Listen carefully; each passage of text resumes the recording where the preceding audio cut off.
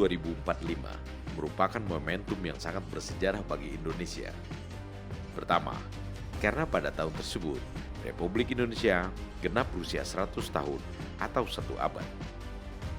Kedua, pada tahun 2045, Indonesia diperkirakan akan mendapatkan bonus demografi berupa peningkatan jumlah penduduk yang 70% diantaranya berada dalam rentang usia produktif. Bonus demografi ini antara lain disebabkan ledakan kelahiran yang terjadi dalam kurun tahun 2020-2021 atau pada masa pandemi. Anak-anak yang lahir pada kurun tahun tersebut akan berusia sekitar 25 tahun pada 2045 dan ini merupakan usia produktif. Bonus demografi ini bila tidak dikelola dengan baik akan menimbulkan masalah-masalah sosial seperti kemiskinan, kesehatan yang buruk, serta meningkatnya angka pengangguran dan kriminalitas. Generasi muda yang berada dalam rentang usia produktif tentunya tidak akan dapat berkarya secara optimal jika kondisi kesehatannya kurang baik. Itu sebabnya Menteri Pertahanan Prabowo Subianto menaruh perhatian yang sangat besar pada masalah kesehatan ini.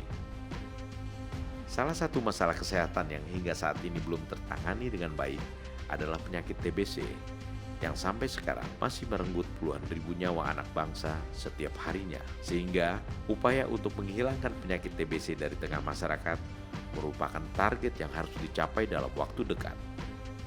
Dan kita harus hilangkan kasus TBC sehingga 0 kasus di 2029. Kondisi kesehatan yang baik merupakan faktor utama bagi terwujudnya generasi muda yang produktif dan inovatif sesuai visi Indonesia Emas 2045.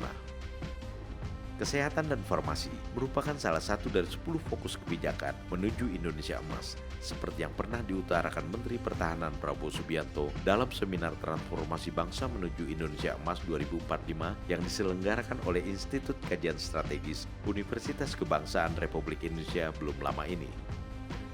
Fokus lainnya dari 10 fokus kebijakan menuju Indonesia Emas 2045 adalah ketahanan pangan. Sebagai Menteri Pertahanan, Prabowo Subianto mendapat tugas dari Presiden Jokowi untuk membangun lumbung-lumbung pangan atau food estate sebagai antisipasi pemerintah dalam menghadapi ancaman krisis pangan yang diperkirakan akan melanda dunia. Menhan Prabowo pun mengusulkan untuk memfungsikan sekitar 80 juta hektar lahan yang rusak dan tidak produktif yang tersebar di berbagai wilayah Indonesia guna dijadikan lumbung pangan. Pembangunan berbagai food estate ini selain ditargetkan menjadi lumbung pangan nasional dan daerah, juga diharapkan bakal menjadi lumbung pangan dunia.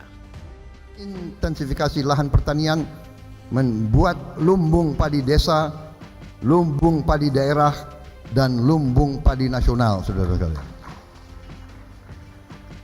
Ini adalah lahan food estate yang berlokasi di wilayah Kabupaten Gunung Mas, Kalimantan Tengah.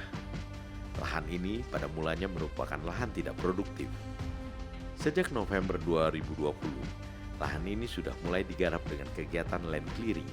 Land clearing merupakan langkah awal untuk bercocok tanam yang dilakukan di suatu lahan yang sebelumnya ditumbuhi banyak pepohonan dan ilalang.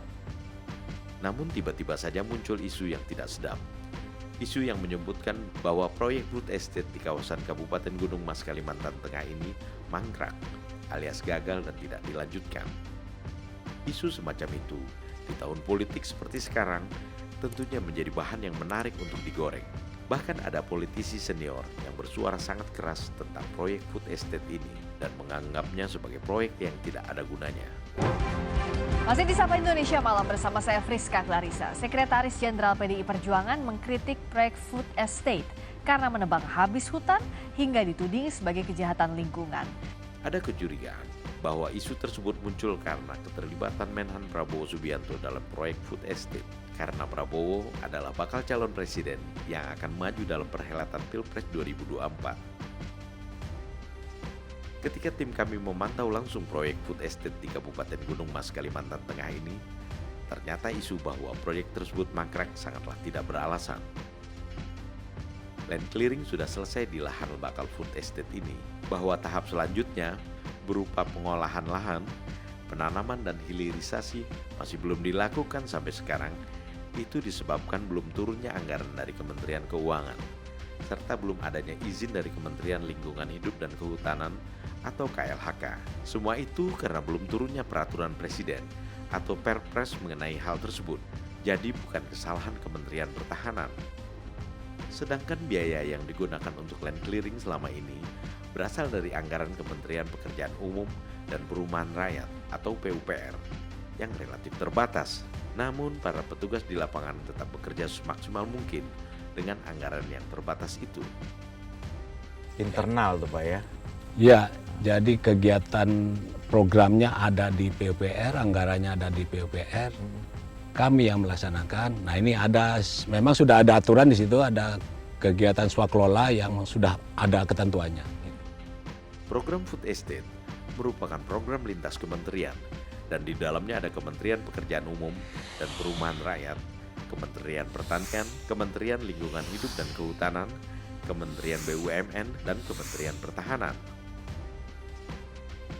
Dilibatkannya Kementerian Pertahanan dalam program Food Estate ini adalah karena ketahanan pangan merupakan bagian dari pertahanan nasional, sehingga otomatis menjadi tugas dan tanggung jawab Kementerian Pertahanan. Menteri Pertahanan Prabowo Subianto secara resmi ditunjuk oleh Presiden RI Joko Widodo untuk menjadi koordinator dalam rencana pengembangan dan pembangunan kawasan food estate guna memperkuat ketahanan pangan nasional sebagai bagian dari kedaulatan negara.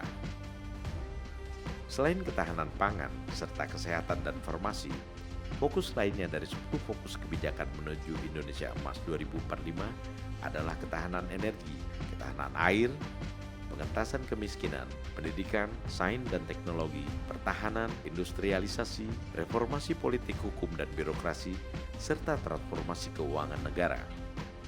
Prabowo Subianto optimis ke-10 fokus kebijakan menuju Indonesia Emas 2045 itu akan tercapai sesuai target.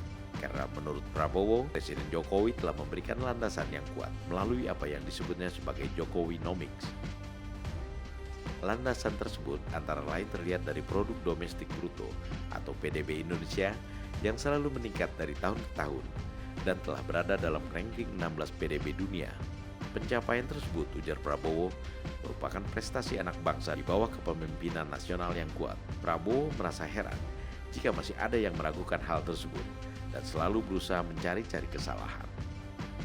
Karena fondasi kuat di bidang ekonomi yang telah dibangun oleh kepemimpinan Presiden Joko Widodo.